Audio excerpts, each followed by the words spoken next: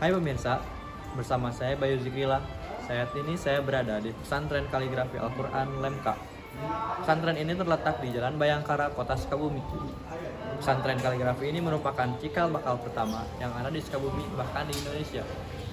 Pesantren ini didirikan pada tahun 1998. Untuk lebih lengkapnya, kita masuk ke dalam. Yuk.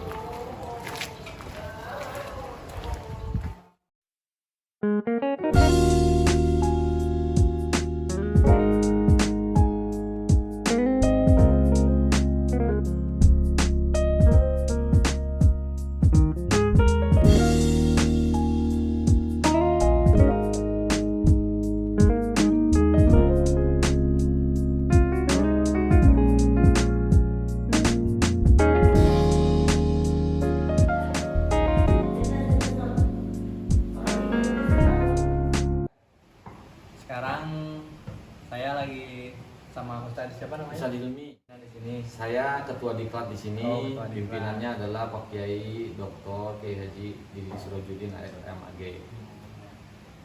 Jadi gini Tad, di sini tuh saya mau ngajuin beberapa pertanyaan sama Ustadz. Dengan senang hati. Sejarah pembangunan dan alasan berdirinya LMK di Sukabumi itu gimana gitu. Sejarah pesantren kaligrafi Al-Quran itu awalnya adalah di Lemka Ciputat di Jakarta. Jadi awalnya untuk mahasiswa. Nah, itu kurang lebih berdirinya sekitar tahun 85. Cikal bakalnya sudah lama. Cuman baru sebatas kursus di Ciputat itu. Nah, setelah rapat di Hotel Lingga Bandung, beberapa dewan juri Jawa Barat mereka berbangga dan memang seharusnya bangga punya pesantren tahfidz, tilawah dan seterusnya. Maka pimpinan kami itu Pak Kiai Sirojudin mengatakan bahwa saya akan mendirikan pesantren Al-Quran, kaligrafi Al-Quran di Sukabumi.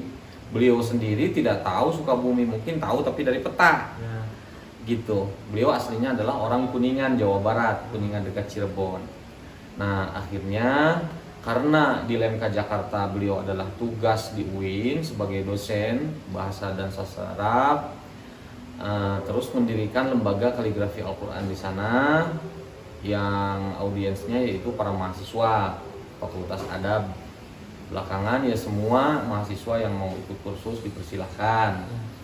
Berlanjut karena ternyata kaligrafi ini adalah amrun sombun, perkara yang sulit dan rumit, maka harus dipelajari dengan nuansa rekreatif. Nah, ternyata ucapan beliau akan bangun di Sukabumi itu wujudlah tahun 89 karena ternyata para kaligrafer ini membutuhkan tempat yang nyaman, yang inspiratif untuk menekuni sesuatu yang sulit ini. Nah, lebih jauhnya lagi berdirilah tahun 98 itu kurang lebih ada 4 orang santrinya. Begitu. Yang kedua nih Tad, berapa banyak santri yang belajar di sini atau kayak dibatasin atau gimana gitu? Kalau untuk yang belajar itu, yang belajar atau yang sekarang belajar atau yang kalau yang sudah belajar mungkin di atas 5.000 ya, karena dari tahun 98 itu 5.000 orang lebih, mungkin sekitar 10 ribuan sekitar, sekarang itu 9.000 sekian gitu. Kalau kuota per siswanya?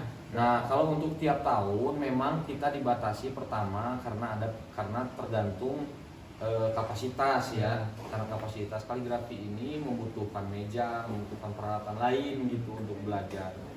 Nah, untuk tahun ini ternyata ya kita sempat membatasi sebagai strategi kita 170 orang, tapi kenyataannya yang sudah terdaftar sekarang itu per minggu ini kurang lebih sekitar 193 orang gitu.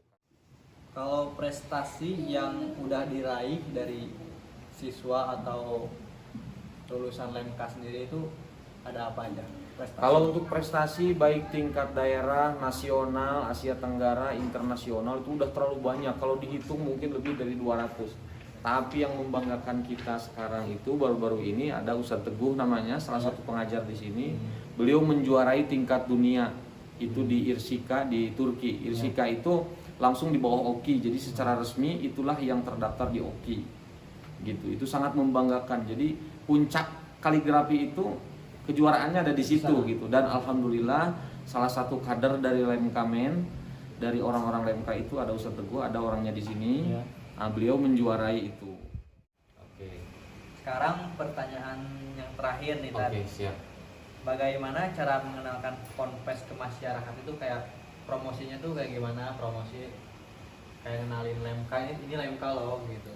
Dari dulu sampai sekarang yang kami lihat itu adalah yang paling jitu melalui pembuktian ya.